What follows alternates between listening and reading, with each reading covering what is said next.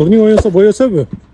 Алгач бардык нерсе биринчи генетикага байланыштуу. Бирок өспүрүм мезгилде, мисалы 16-15 жаштагылар турник тартынса, бой өсүүсүнө жардам берет турник тартынуу. Bir ayda идеалдуу формага келүү мүмкүнбү? Жок, мындай караганда 1 айда мүмкүн эмес эч качан. Пресс кылса бой өспөй калабы? Эми кандай түшүнүрсүң, бул тупойлордун суроосу, караңгылардын. Эч кандай пресс ойносо, турник тартынса бой өспөй калат деген нерсе жок. Кача этебеш керек пресс. Кантип тез арыктаса болот? Тез арыктаса болот. Мисалы сизде 1-2 жылда чогулткан майларды 1 айда, 2 айда кетирип коюу мүмкүн эмес. Биринчи 1 айда кетиш мүмкүн, суу кетет 5-6 кг. Андан кийинки вестер оңойлук менен кетпейт. Андыктан көбүрөөк менет кылыш керек. Брусия ойносо крыло чыгабы? Жигиттер мындай түшүндүрөйүн. Брусия ойногондо крыло чыкпайт. Мисалы Брусия ойногондо биз түрткүлүү ыкмасы менен жасайбыз.